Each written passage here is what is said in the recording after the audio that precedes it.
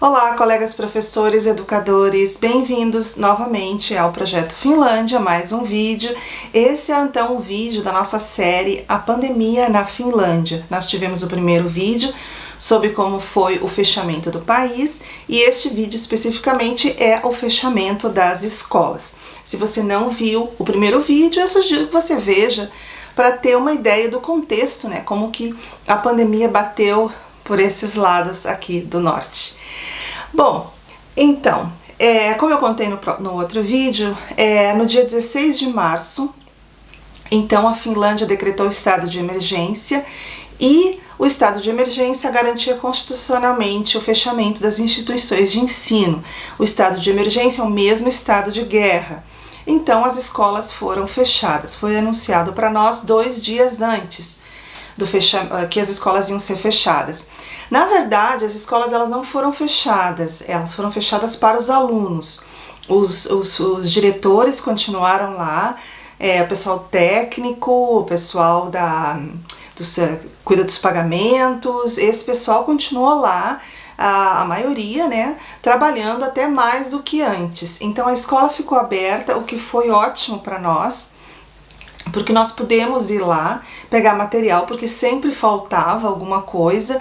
Geralmente os professores têm todo o material lá, né, alguma coisa em casa, mas a maioria fica na escola.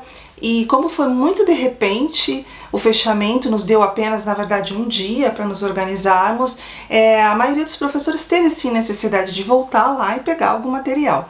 Como eu falei no outro vídeo, nós não tivemos lockdown, então nós poderíamos nos mover se houvesse necessidade. Então eu mesma fui 2 vezes na escola buscar material, livros, né? Porque assim o plano de aula ele acaba sendo mais flexível do que antes, e aí você vai aprendendo como dar aula online e aí vai lembrando, aquele livro ficou lá, aquele texto seria interessante. Então foi assim, ficou aberta a escola. E até para os pais, se a criança tinha esquecido algum livro lá, ou às vezes o professor deixava algum material acho que caninhos, né, aquelas portinhas dos alunos, cada um tem o seu aqui, aí deixava lá, dependendo de como o professor estava dando essas aulas online, né. E se o pai também não morava muito longe da escola para ir lá e buscar. Cada professor fez do jeito que preferiu, né. E também se o professor quisesse usar as dependências da escola para dar suas aulas online, ele não precisava usar em casa. Então lá, como eu falei em algumas palestras que eu dei por aí, em algumas lives, a escola ela tem toda a tecnologia dentro dela. Nas salas tem os smartboards, tem a configuração junto com o computador, com dock câmera, e lá tem muitos apps que estão colocados lá e não nos computadores dos professores. Então, e os professores estão acostumados a usar, então eles poderiam, se eles quisessem, ir para salas de aula, principalmente os professores de salas de aula, né, poderiam ir para suas salas e lá utilizar toda a tecnologia que eles estavam acostumados, as plataformas que eles estavam acostumados, e dali filmar, né, com o seu próprio laptop e dar suas aulas online. Então, isso foi um grande alívio, inclusive professores que tinham filhos pequenos em casa e que estava complicado, né, que precisavam assim de um lugar com paz para dar aula. Bom, mas então foi assim, foi como se fosse um tsunami, né, quando chegou, né, eu expliquei como estava o povo finlandês, não estava muito acreditando no primeiro vídeo, e nós, embora nós esperássemos o fechamento, nós não tínhamos estrutura nenhuma para dar as aulas online. É bom eu falar isso porque como a Finlândia é um dos 10 melhores educações do mundo, desde que o PISA foi instituído, a Finlândia nunca caiu dentre os 10 primeiros, né? Ela está em 7º lugar agora, mas ela já esteve em 1º lugar muitos anos, em 3º, ela sempre fica entre os 10. E tem a ideia de que tudo funciona perfeito aqui, e que os professores são super treinados, são maravilhosos. Não é bem assim. Nós temos também, é lógico, os nossos problemas. Os professores também, eles não estão super preparados, e nós não estávamos definitivamente. Houve algumas reuniões antes da pandemia, mas não se sabia nem o que falar, não se sabia o que dizer, né, para os professores, como agir. E geralmente os professores aqui, eles têm muita liberdade de ação. Então o professor escolhe como que ele quer dar aula, se ele quer ou não quer usar a tecnologia, certos apps ele pode pedir para a escola comprar se ele necessita, se ele quer usar na sala de aula. Então geralmente não vem uma instrução da escola, como acontece muito no Brasil.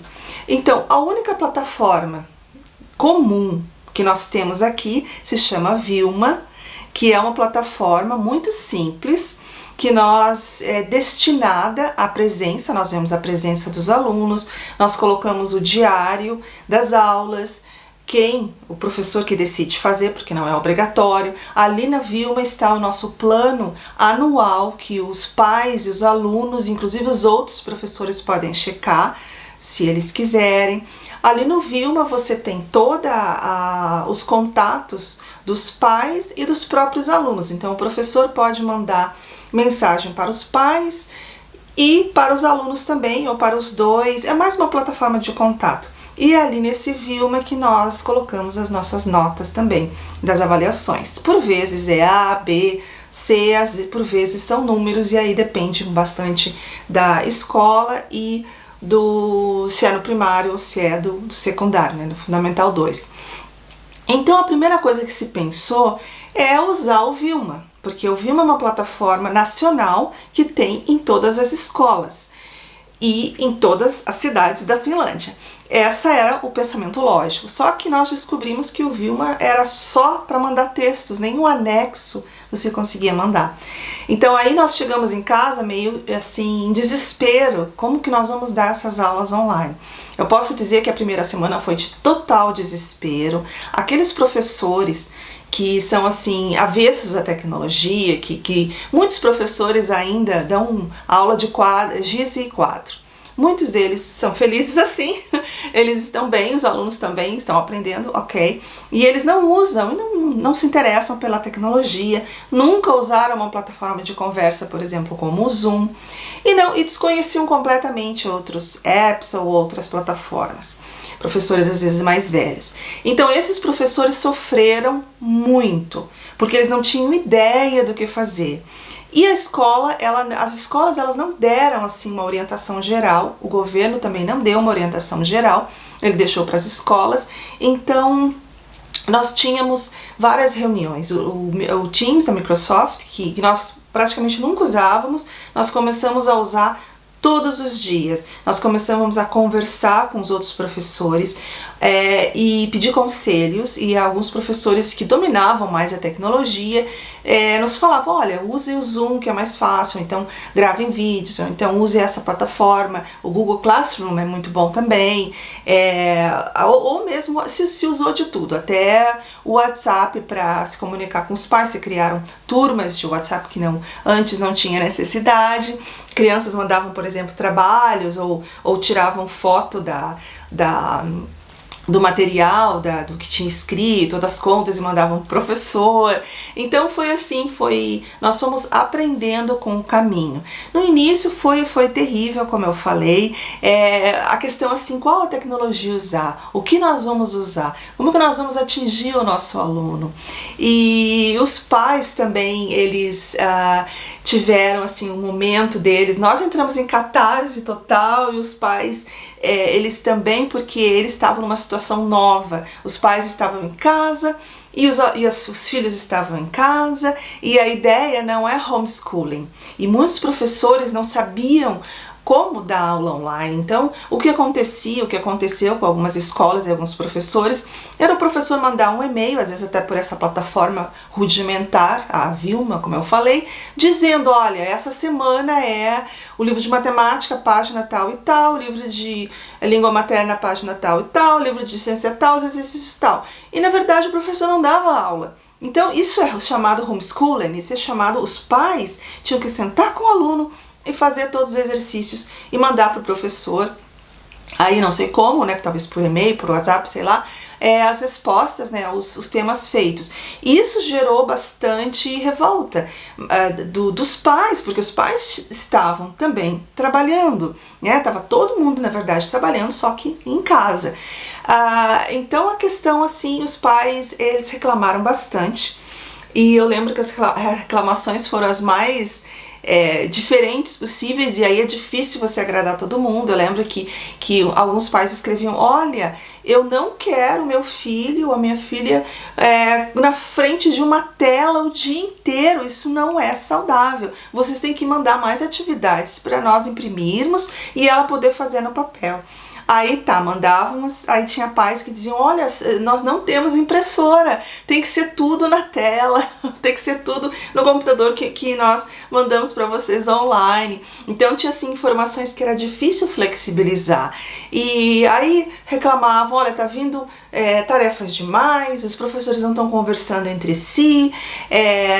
Todo tipo de reclamação veio nessa primeira semana, quando tudo estava se ajustando. E realmente a nossa ansiedade era tão grande, nós não estávamos preparados para a aula à distância no ensino básico, não existia discussões sobre isso antes, sobre como dar aula no ensino básico, como engajar esse aluno conosco, como ter uma aula participativa online. Não existia esse tipo de discussão. Nós não estávamos preparados. Aí nós acabávamos dando trabalhos, temas demais, e aí aconteciam reclamações. Mas assim, as escolas fizeram algo muito interessante, começaram a fazer, mandar questionários sempre. Nós recebíamos questionários, como que nós estávamos nos sentindo, e existia uma grande preocupação da escola em relação ao nosso nível de estresse. O nosso nível de estresse, ele estava muito, muito alto, eu posso dizer a verdade. O meu, pessoalmente, não. O meu estava ok, eu estava trabalhando a mais do que o normal, porque o meu plano já estava feito e eu tive que revisar ele, tive que ver como que eu faria, né? Eu tive que fazer outro plano agora relacionado a aulas online, que é um pouco diferente. Eu tive que ver como é que eu ia ter essa participação do meu aluno. Mas eu estava ok, porque eu já gosto de tecnologia, já gravava vídeos, então muitas vezes eu gravava um vídeo por semana e ok, isso é o que vocês têm que fazer, e dava as tarefas, até para eles não ficarem com muita coisa, nem muito na frente do computador. Mas teve professores que entraram em níveis de estresse bem alto mesmo, porque nós tínhamos que estar ali cumprindo, né, o currículo.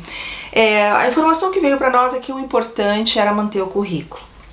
Então, apesar de toda essa loucura que houve, desse ajuste entre pais e professores, nós conseguimos manter o currículo até nesses 3 meses, praticamente nenhum dia foi perdido, e nós conseguimos avançar. Eu pessoalmente consegui avançar com todas as minhas turmas, eu consegui, e não perdi muita coisa, talvez considerando aí nesse todo um dia, talvez, né? Mas nós conseguimos entrar assim num ritmo. A primeira semana, como eu falei, foi horrível. Os professores vinham, né? Aqui cada professor ganhou um computador, um laptop, e vinham para casa e aí queriam acessar coisas e apps e programas que só existem na internet da escola. E aí eles não sabiam, eles precisavam desses programas, precisavam dessas informações. Então, assim, telefonavam para os helpdesks, o número triplicou, quadriplicou de pessoas ligando, que até às vezes não tinham nem a própria password, que eles acabavam lá na escola, abre automaticamente, mas em casa não, você tinha que ligar na tua própria internet, né? Então, nós não temos problemas aqui na Finlândia de acesso à internet. A internet por exemplo, aqui onde eu moro, a internet é gratuita. Ela não é a melhor internet do mundo, mas ela pega muito bem e para as nossas necessidades ela é ok. E ela é gratuita, ela entra junto com... paga-se o modem 1 ano, depois deste ano que pagou o modem, ela é gratuita. Ela também não chega, como eu falei, a 10 GB, mas ok. Eu não vou jogar, né? Quem joga videogame é que precisa de uma internet mais potente. Então, para estudantes ela é gratuita, e mesmo quem paga pouco. Não é uma soma que ninguém possa pagar, que alguma pessoa não possa pagar. Então este problema nós não experienciamos.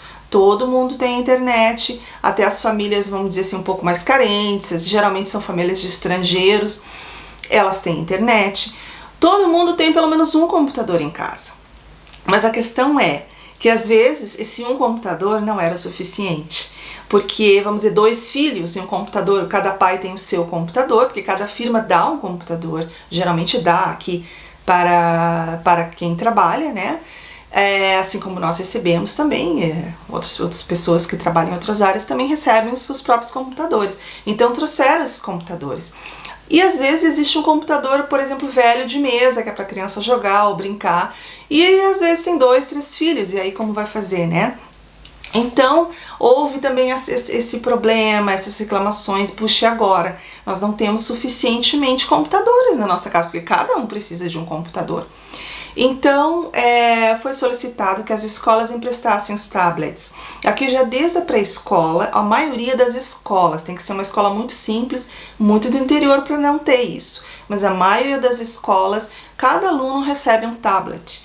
Mas eles recebem, fica lá, é a conta daquela turma, às vezes tem nome, às vezes é da turma, às vezes é, por exemplo, do floor, às vezes é do terceiro andar, por exemplo, do quarto andar. Aí vai depender como é que a escola organiza isso. Mas, em geral, cada um tem direito ao seu tablet. Então, a escola emprestou esses tablets para os alunos carentes, né, que não tinham acesso, então, ao seu próprio computador, para que eles pudessem estudar.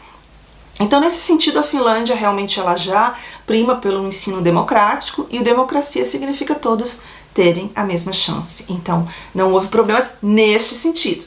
Agora, houve problemas conosco, com os próprios professores, de se sentirem inseguros, de se sentirem ansiosos, de não saberem usar as tecnologias suficientemente. Às vezes entrava no Zoom, a professora não sabia mute, ela não sabia, como se diz, deixar os microfones das crianças sem som, então ficava aquele barulho, aquela bagunça, ela não conseguia falar.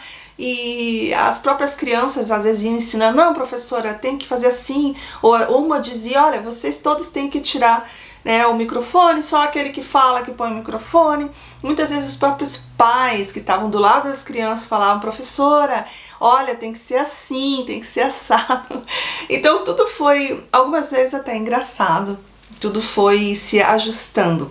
Então, na primeira semana foi horrível, foi estresse, nós não sabíamos o que fazer, não sabíamos o que usar. Os alunos também, eles não estavam acostumados a sentar em casa para estudar, faltava concentração, era o irmãozinho pequenininho brincando de carrinho, era várias outras coisas que distraíam os alunos, eram os pais que também estavam nervosos em casa com as crianças, né? E tudo isso foi gerando muito estresse para nós. Mas, como eu falei, lá pela terceira semana tudo melhorou, nós entramos no ritmo e nós achamos que nós íamos perder o ano, que termina em junho. Nós achamos que íamos perder o ano porque já estava em maio, já é metade de maio e nada, né? Só que 29 de abril houve o pronunciamento, a curva subiu, como eu expliquei, né, no primeiro vídeo, a curva subiu, depois ela começou a descer, perguntaram depois do primeiro vídeo, nós tivemos 325 falecimentos, foi bem pouco na Finlândia. E aí a curva começou a cair, e foi retirado o estado de emergência no dia 29 de abril. E aí, contra todos os professores, foi dito que as escolas iam abrir, ou se não me engano, acho que é dia 14 de maio, quer dizer, né, agora foi dado um espaço maior para as escolas se organizarem, verem como iam fazer essa volta. 14 de maio é duas semanas antes do final das aulas, que acabam em junho, então nós temos junho, julho, a metade de agosto de férias, nós temos 2 meses e meio de férias, porque já vai chegando o verão. Todo mundo foi contra, Eu, pessoalmente, como professora, fui contra, porque estava tudo tão bem, estava tudo indo bem, a gente já tinha ajustado as coisas, o currículo já tinha sido transformado e nós já estávamos planejando agora até o final de julho para que terminasse mesmo, que tudo fosse dado.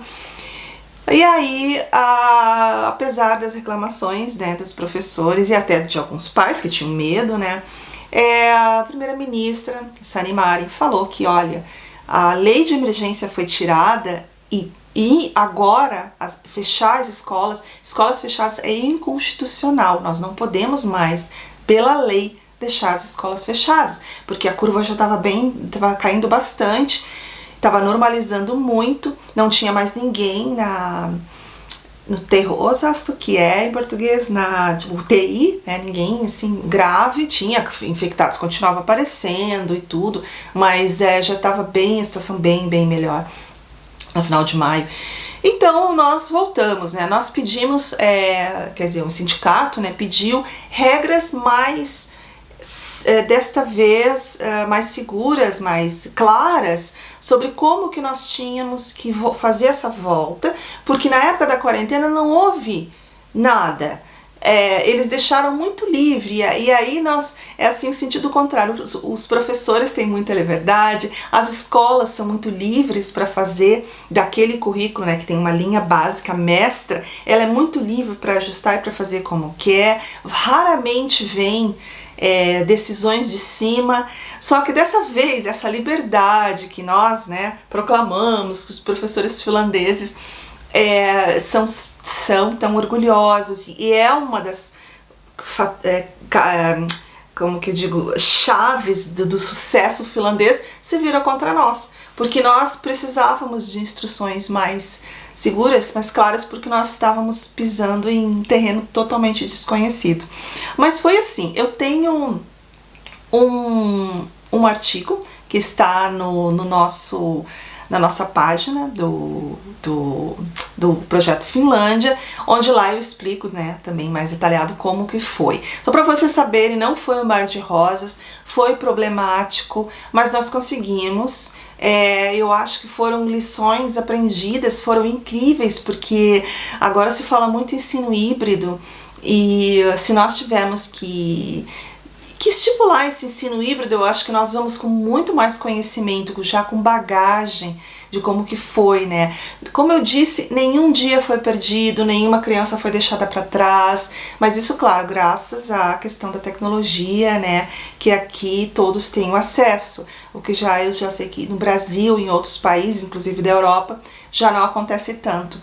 Então foi assim, foi um grande aprendizado para nós. Agora, se tivermos que voltar, se vir uma segunda onda, nós já vamos estar muito mais maduros, os próprios alunos já vão saber como agir, nós já sabemos como agir, vai ser tudo mais tranquilo.